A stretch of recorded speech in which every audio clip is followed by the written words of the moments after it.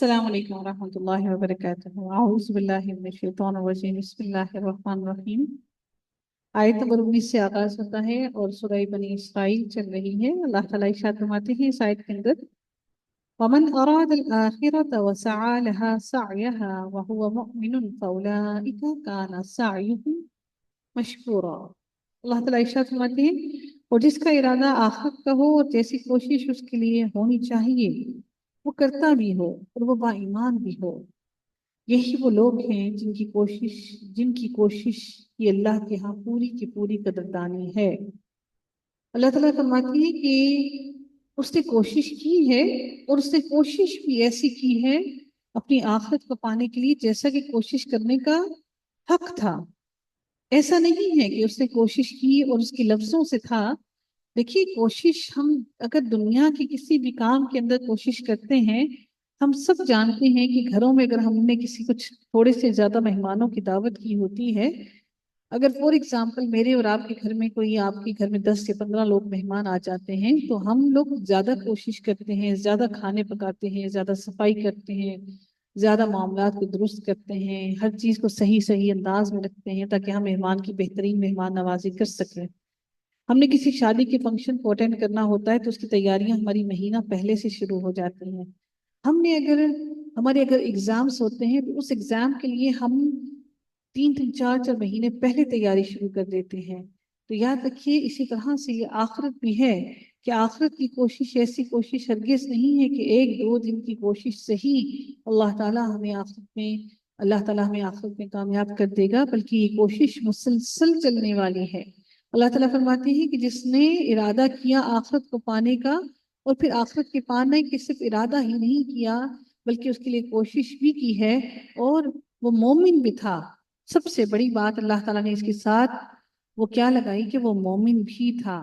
اس سے مراد کیا ہے کہ اس کے تمام اعمال اللہ تعالیٰ کی خوشنودی کو حاصل کرنے کے لیے، اللہ تعالیٰ کی رضا کو حاصل کرنے کے لیے، اور اللہ تعالیٰ کے ساتھ کسی کو شریک نہ ٹھہرانے کے ساتھ اس نے اپنے تمام اعمال کیے۔ اور سب سے امپورٹنٹ بات، یہ دین اللہ تعالیٰ کا ہے، اور ہم میں سے کسی ایک کو بھی اس چیز کی اجازت ہرگز نہیں ہے کہ ہم اپنے پاس سے دین کے اندر کچھ بھی شامل کر لیں۔ کل میں اپنی ہی کسی ایک اسٹوڈنٹ کا اسٹیٹس دیکھ رہی تھی، تو انہوں نے کسی ایک خاتون کا اسٹیٹس لگایا ہوا تھا، آج کل وہ بہت وائرل ہے۔ انہوں نے اسٹیٹس لگایا ہوا تھا کہ نبی اکرم صلی اللہ علیہ وآلہ وسلم نے اپنی زندگی میں بھی میلاد منایا، تو پھر ہم کیوں میلاد نہ منائیں؟ وہ میلاد کیا ہے کہ نبی اکرم صلی اللہ علیہ وسلم نے فرمایا، انہوں نے مسلم کی حدیث بتائی کہ نبی اکرم صلی اللہ علیہ وسلم نے فرمایا کہ میں سوموار کے دن روزہ کیوں نہ رکھوں، کیونکہ میں اس دن پیدا ہوا تھا۔ اب یہ وہ خاتون جو ہے، پتہ نہیں وہ کہاں سے انہوں نے اس چیز کی تشریح کر دی کہ نبی اکرم صلی اللہ علیہ وسلم نے یہ کہا کہ میں اس دن پیدا ہوا تھا تو میں اس لیے اس دن روزہ رکھتا ہوں۔ ایسا ہرگز نہیں ہے کہ نبی اکرم صلی اللہ علیہ وسلم اس دن پیدا ہوئے تھے تو وہ اس دن ہی روزہ اس لیے رکھتے تھے۔ اب وہ سوموار ہر روز تو ہر ہفتے کا سوموار تو نہیں ہے، سوموار کے دن کی اور وجوہات ہیں جس کی وجہ سے انہوں نے روزہ رکھا نبی اکرم صلی اللہ علیہ وسلم نے۔ اب آپ اس بات کو یہ لے کر کے ہم میلاد منائیں، یا نبی اکرم صلی اللہ علیہ وسلم نے اپنی زندگی میں بھی میلاد منایا، ایسا ہرگز نہیں ہے۔ تو مومن ہونے کے لیے سب سے ضروری اور امپورٹنٹ بات کیا ہے کہ ہم صحیح دین کی طرف چلیں اور صحیح دین کا علم حاصل کریں۔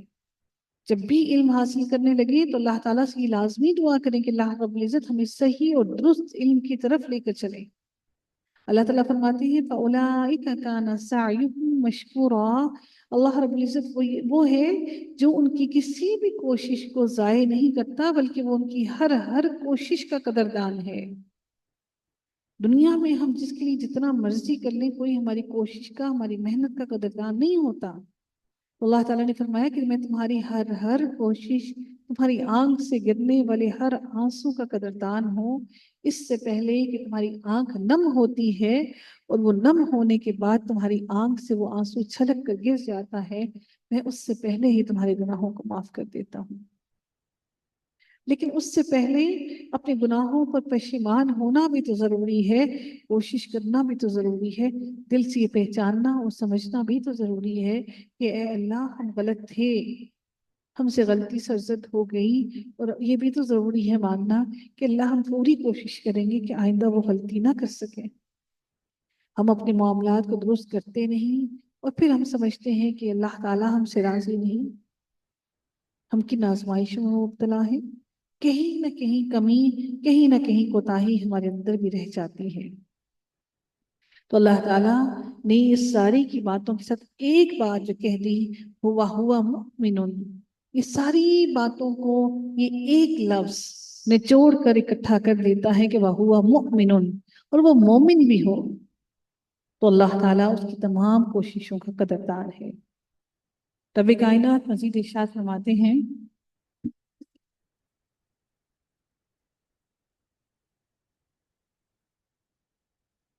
اللہ تعالیٰ ارشاد فرماتے ہیں کلن نمد هؤلاء وهؤلاء من عطاء ربک۔ واضح الفاظ میں اللہ تعالیٰ نے فرما دیا کہ ہر ایک کو ہم بہم پہنچاتے ہیں، ہم پہنچائے جاتے ہیں، ہم ہر ایک کو دیتے ہیں، انہیں بھی اور انہیں بھی تیرے رب کے انعامات میں سے تیرے پروردگار کی بخشش رکی ہوئی نہیں ہے۔ وَمَا كَانَ عَطَاءُ رَبِّكَ مَحْظُورًا۔ اللہ تعالیٰ فرماتے ہیں تیرے رب کائنات کی بخشش، تیرے رب کائنات کی بخشش رکی ہوئی نہیں ہے۔ عطا جو اللہ تعالیٰ کر رہا ہے اس کی وہ رکی ہوئی نہیں ہے، اس کو کوئی روک نہیں سکتا۔ یعنی اللہ تعالیٰ کا رزق، اللہ تعالیٰ کی جو عطا ہے، اللہ تعالیٰ کا رزق ہر ایک کو ملتا ہے۔ اور یہ بھی یاد رکھیے گا، ہو سکتا ہے ان لوگوں کو جو بدعات کرنے والے ہیں، وہ لوگ جو مشرک ہیں، ہو سکتا ہے ہم سے زیادہ ان کو مل رہا ہو، کیونکہ اللہ تعالیٰ نے ہمارے ایمان کو بھی آزمانا ہے، اور ممکن ہی نہیں کہ کسی کے ایمان کو ٹٹولے بنا، کسی کے ایمان کو آزمائے بنا، کسی کو آزمائش میں ڈالے بنا اللہ تعالیٰ اس کے لیے جنت کے دروازے کھولتے ہیں۔ یہ جنت اتنی بھی آسان نہیں ملنی۔ ہم اگر دنیا میں کوئی ایک جاب لینا چاہتے ہیں، ایک عام سی جاب کو 14 یا 15 گریڈ کی بھی جاب لینا چاہتے ہیں، تو اس کے لیے بھی کتنی محنت کرتے ہیں، کتنی راتوں کو جاگتے ہیں، کتنی مشقت اٹھاتے ہیں۔ تو پھر ہم نے یہ کیسے سمجھ لیا کہ دنیا کے عہدے بھی اللہ تعالیٰ نے ہمیں اسی لیے دکھائے کہ ہم یہ سمجھ لیں کہ ہمیں کوئی مقام حاصل کرنا ہے تو اس کو حاصل کرنے کے لیے ہمیں کتنی راتوں کو جاگنا پڑتا ہے، اپنا کتنا آرام ختم کرنا پڑتا ہے۔ تو اللہ تعالیٰ نے ایسے ہی لوگوں کے لیے قرآن میں بھی ارشاد فرمایا، کچھ لوگ ایسے ہیں جن کی کروٹیں ان کے بستروں سے جدا رہتی ہیں۔ کیوں؟ کیونکہ وہ اپنی کروٹیں اپنے بستروں سے جدا رکھ کر بار بار کروٹیں بدل کر اللہ تعالیٰ کو یاد کرنے کے لیے اٹھتے ہیں، اور تہجد کی نماز ادا کرتے ہیں۔ جب ان کی آنکھ کھلتی ہے تو اللہ تعالیٰ کا ذکر کرتے ہیں انکانشیسلی، کیونکہ ان کی مومن کے لیے ذکر کرنا ایسے ہی آسان ہونا چاہیے جس طرح سے سانس لینا ایک انسان کے لیے آسان ہے۔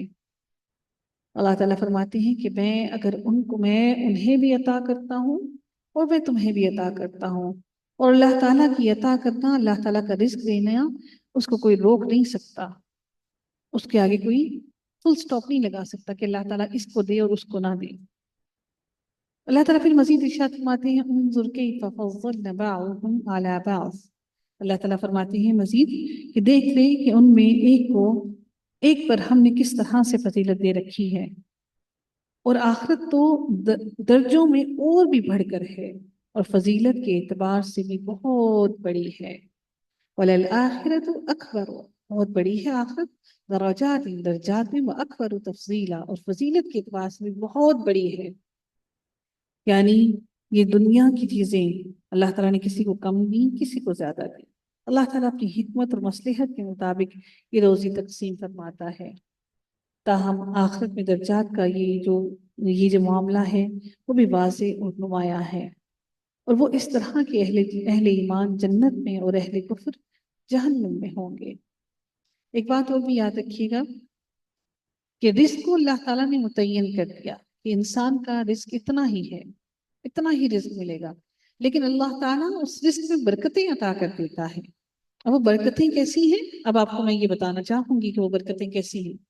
فار ایگزامپل، آپ نے صدقہ کیا اور اللہ تعالیٰ نے ہم جانتے ہیں کہ صدقہ آپ جو صدقہ کرتے ہیں اس کو 10 گنا بڑھا کر دیا جاتا ہے، اور آپ کی انٹینشن پہ ڈیپینڈ کرتا ہے کہ اگر آپ کی انٹینشن اس سے بھی زیادہ ہے، بہت زیادہ اچھی ہے، تو وہ 10 گنا کئی 100 گنا تک بڑھا دیتا ہے اللہ تعالیٰ، اور پھر اللہ تعالیٰ اس کو اپنی وسعتوں کے مطابق بھی بڑھا دیتا ہے۔ تو ہمیں اللہ تعالیٰ نے، اگر فور ایگزامپل ہم جب بچہ ماں کے پیٹ کے اندر ہوتا ہے، اسی وقت اس کا رزق جو ہے وہ لکھ دیا جاتا ہے کہ اس کو کتنا کتنا رزق، اور اس کی تقدیر اس کی لکھ دی جاتی ہے۔ لیکن جو ہم اللہ تعالیٰ کی راہ میں خرچ کرتے ہیں، جو رزق اللہ تعالیٰ کی راہ میں دیتے ہیں، جو بھی صدقہ خیرات، جو بھی کچھ کرتے ہیں، جو بھی معاملات کرتے ہیں، اس کی رزق کی برکتیں یہ ہوتی ہیں کہ 1 کا 10 گنا، اور 10 سے کئی گنا 7 گنا، 7 سے 700 گنا، اور کئی 1000 گنا اللہ تعالیٰ اس کو بڑھا دیتا ہے۔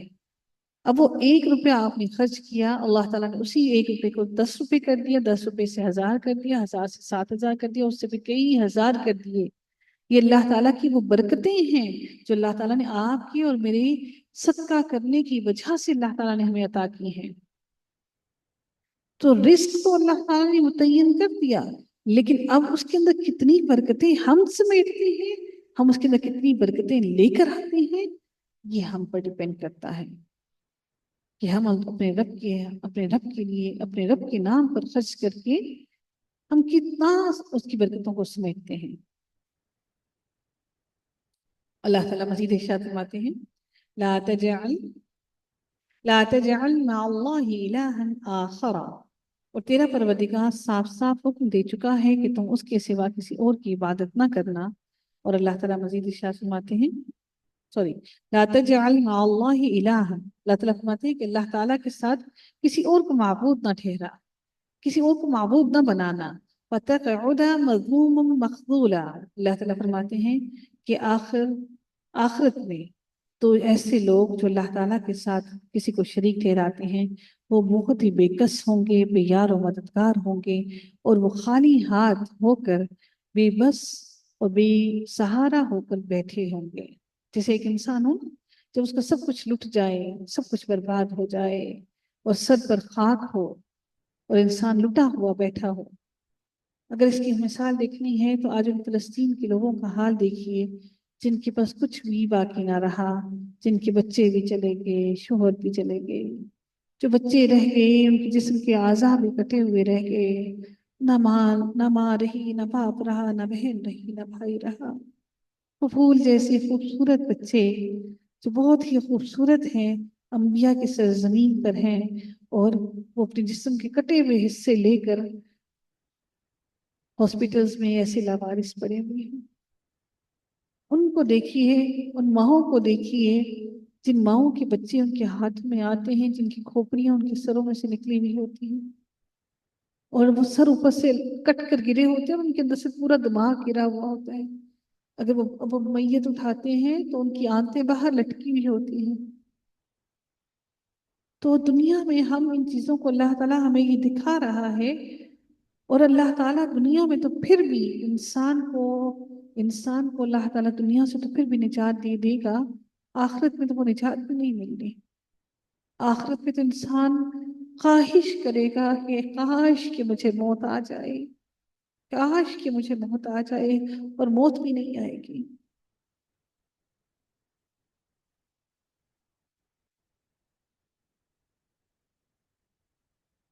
تو پھر بالکل ایسا ہی وہ انسان جس نے دنیا کی زندگی اتنی بہترین گزاری، اور پھر وہ لٹا ہوا اور بالکل بے یار و مددگار ہو کر بیٹھ جائے گا، اب تو کچھ کر نہیں سکتا۔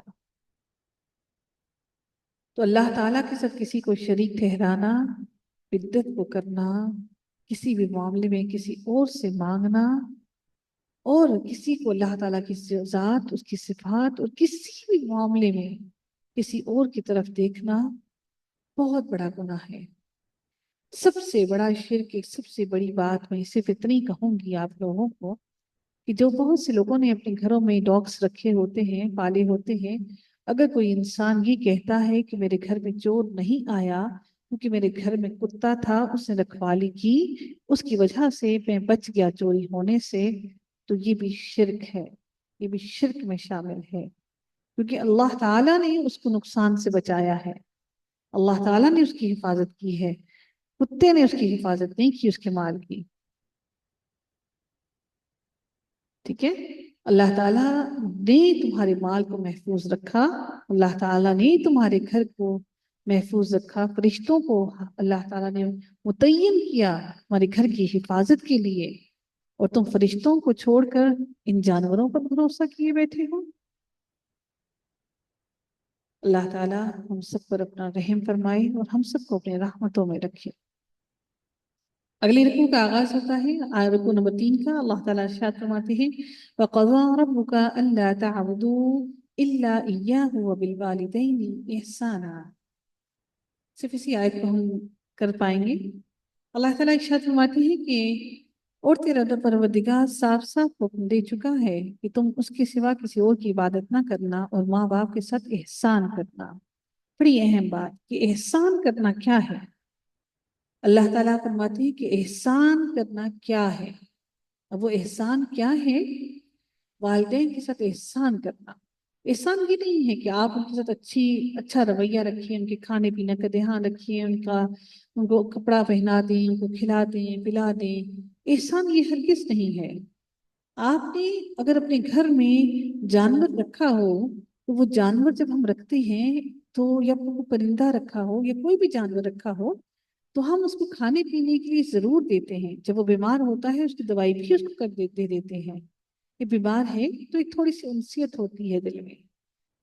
ये एहसान ये नहीं है। अगर आप माँ बाप को खाना पीना देते हैं, उनको कपड़े पहना देते हैं, उड़ा देते हैं, तो ये एहसान हरगिज नहीं है।